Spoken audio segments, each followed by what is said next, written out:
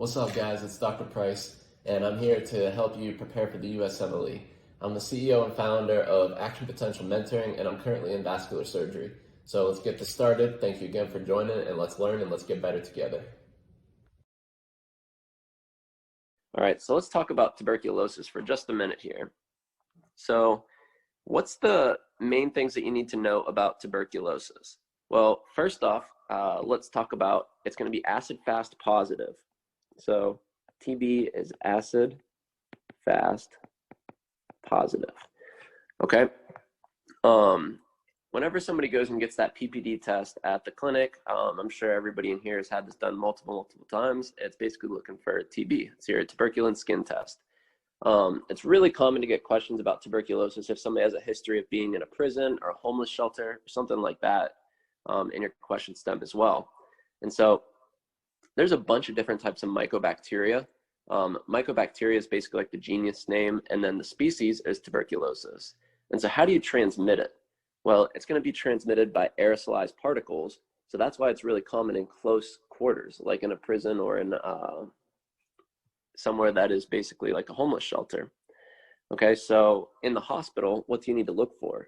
Well, obviously everybody knows N95 masks now because of COVID, but the term for this is going to be like droplet precautions. All right, so that's how it's spread. And so what's the real pathophys of tuberculosis? So you get these droplets of TB and you inhale it, okay? And so once you inhale it, where does it go? So let's just draw some droplets. So you inhale it and it goes straight down your trachea into these bronchi, into your lungs, all right? And then what's at the very bases of your alveolar tree?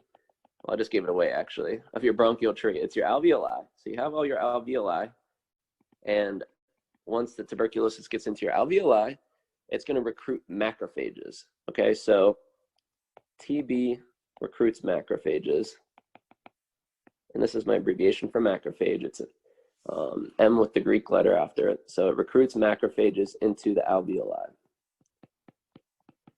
All right, and so now what does that form? That's going to form a caseating granuloma. All right, so here you learn two things. Is number one, that tuberculosis has caseating granulomas, and number two, that granulomas are made up out of macrophages. So what is a granuloma? It's essentially, there's a couple names for it. You can have it from activated macrophages. Sometimes in the question stems, they'll call them like epithelioid histiocytes. I just want to throw this term at you so you guys are familiar with it. Epithelioid histiocytes. Look for that in a granuloma question. On histology, what does it look like? It looks kind of like this, like a layered area of inflammation. All right, and so I'm actually going to go to Google real quick and show you guys what you're looking for with a granuloma. Because I hate histology, but these are questions that you can get really commonly. All right, so at the base of this picture on the far right of my screen, that is a classic picture of a granuloma. Okay, so it's gonna kind of look like swirls. It's gonna usually be a pinkish color. Here's another great picture. It's almost always circular, so you can really pick it out on the histology by just looking for circular. And it's gonna have kind of this separated appearance from the rest of the tissue. And don't worry if you don't got it, it's going to come with practice, but look for those granulomas in your questions, anything about tuberculosis. Okay, and so tuberculosis, once it spreads from your lungs, it can go to your other tissues. So a common PIMP question you'll get on rotations is, what happens when tuberculosis spreads to the spine?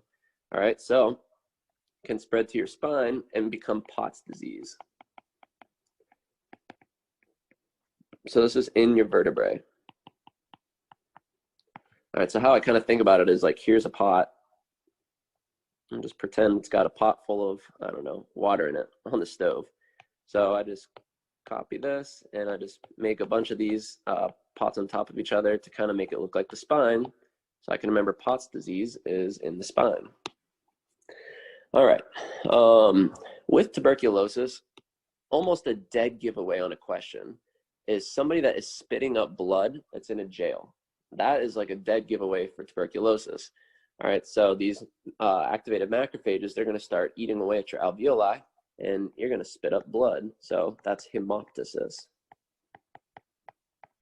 All right, heme for blood, and then optysis for spitting it up. All right, so they're going to have hemoptysis, loss of weight. All right, so something, whenever you hear a question stem, let me just give you like a test taking 101 type tip here. So if you get to a USMLE or complex question and you hear loss of weight, I want you thinking a few main things. So number one, it's either going to be cancer. Number two, tuberculosis. Or number three, some kind of a GI malabsorption issue. All right, those are the main three categories. And obviously there's a few exceptions, but for the large majority of questions, if you look through a question stem and it actually highlights that they've lost a substantial amount of weight, maybe somebody that's lost 20 or 30 pounds in the past 2 months or something like that. If you hear that, I want you really looking for stuff that points you towards cancer, TB, or some kind of a GI issue. And it doesn't always have to be malabsorption, but a lot of the time it is.